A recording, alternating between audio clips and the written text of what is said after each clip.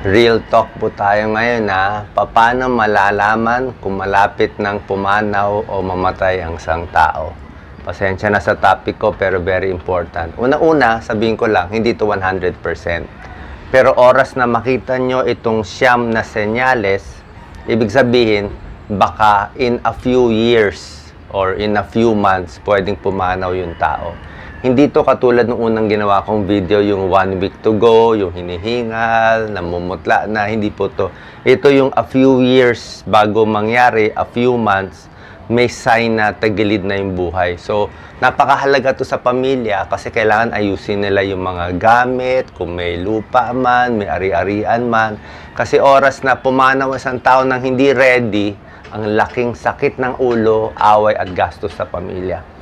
Okay, pasensya na, siyam to. Pero hindi to 100%, ha? Hindi to 100%. Posible pa rin mababuhay. Pero pag merong itong 9, medyo tagilid. Number 1, bedridden na yung pasyente at ayaw nang kumain. Yan, kahit anong sakit na stroke, bedridden na, hina-hina kumain, ayaw na umupo, lagi na nakahiga. Ibig sabihin, pabagsak na ng pabagsak yung katawan ng tao, every month, every year, pahina ng pahina. Kasi pag tuloy-tuloy yun, walang pupuntahan, papanaw yung tao. Maybe in a few years. Number 2, kaya pasensya na, hindi to 100%, ha? Number 2, chronic dialysis. Oo, masakit man sabihin, pero basta nagda-dialysis yung tuloy-tuloy, napakahirap. Oo, lalo na kung may edad na pahina na pahina, pwede mag-infection, pwede mag-pulmonya, pwede mag-heart failure. Ang pwede lang sa chronic dialysis, magki-kidney transplant ka eh. Pag nag-kidney transplant, may laban ulit. Pero kung walang pera pang kidney transplant, laging dialysis, laging delikado ang buhay. Kasi nga, high risk sila magkasakit.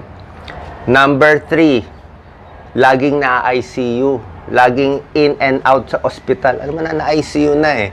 Tapos balik-balik sa ospital. Ibig sabihin, masakitin siya. Konting pulmonya, konting ubo na o ospital na, sabihin, medyo mahina yung katawan niya eh. Bakit ganon? So, ingat na tayo sa buhay niya.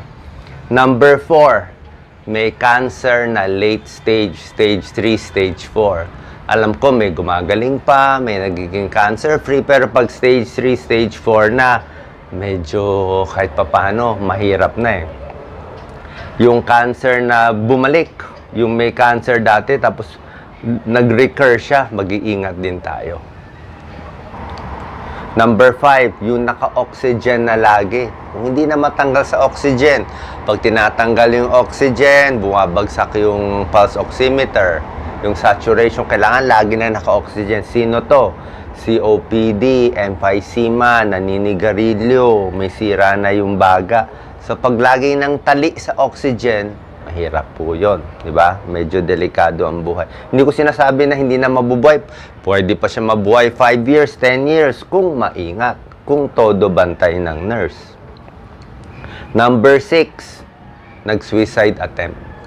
So, yan talagang hirap talaga sa depression and suicide. Oras na nagawa na niya minsan, malaki yung risk na uulitin niya. Ang hirap mabantayan. Ha? Ito sa experience ko talaga. Lalo na kung overdose o may droga pa. So, talagang todo bantay sa ganitong pasyente. Number 7, criminal behavior. Gumawa ng krimen, nakulong, lumabas, nakulong ulit. Kasi minsan, pag yung utak ng tao gusto na gumawa ng pagnanakaw o ano, paulit-ulit. Kaya laging risky. Marami siyang kaaway. Mamaya, masaksak na lang siya. Diba? So, pag ganito na yung buhay niya, medyo tagilid na. Number 8, signs na baka malapit na pumanaw. Number 8 is elderly. Pag umabot na ng 80s, 90s years old, eh kahit gaano kalakas, alam ko malakas tayo. May 80 na malakas, may 90 man na malakas. Pero, syempre, alam naman natin, wala naman nabubuhay forever. Diba? So, pagdating ng 100, nang hirap na niyan. So, pwede na sila matumba, pwede na sila ma-accident. So, todo bantay na yung ganito. Huwag mo isipin, malakas pa si nanay, si lolo, si lola, hayaan natin, mag-abroad tayo, iwan natin. Hindi po, 80s, 90s, todo ingat na yan. mabilisan na yun eh. Ang usually nangyari bagsak eh. Bagsak mo na, hip fracture mo na, o na high blood, na stroke mo na, from the stroke, from the hip fracture, tuloy-tuloy na yun. Pulmonya na, hindi nagagaling, in and out sa hospital hanggang magkakakomplikasyon. Number 9, last is yung may mental illness. Yung may schizophrenia, mental illness na hindi maalagaan ng sarili, o minsan yung mga may bipolar disorder, minsan mahirap din eh, lalo na yung manic depressive. Ang hirap din makontrol yung buhay nila. Laging nagkakaroon ng complication. So ito po ang aking 9 warning signs na baka in a few years na medyo kailangan pag-iingat sa buhay. So maganda malaman to ng pamilya at lagi ko nga binabantayan sa sarili ko. Sana hindi tayo umabot sa stage na sirang-sira na yung baga, sirang-sira na yung puso, na pahina. Mapapansin nyo naman yan eh. Every year, yung pahina, hindi na nag-up. So, kailangan natin talaga mentally very positive, mentally very strong na gusto mo pa mabuhay. Nalalaban ka. Kahit meron ka nitong 9, kung talagang malakas ang fighting spirit mo, kakayanin. Pero kung pag nakita natin every year pahina, hindi na po maganda yun. Sana po nakatulong tong video ko. Pasensya na. Real talk to para makatulong sa pamilya. Lahat ng mga anak makadecide sa future din ng buong pamilya. God bless.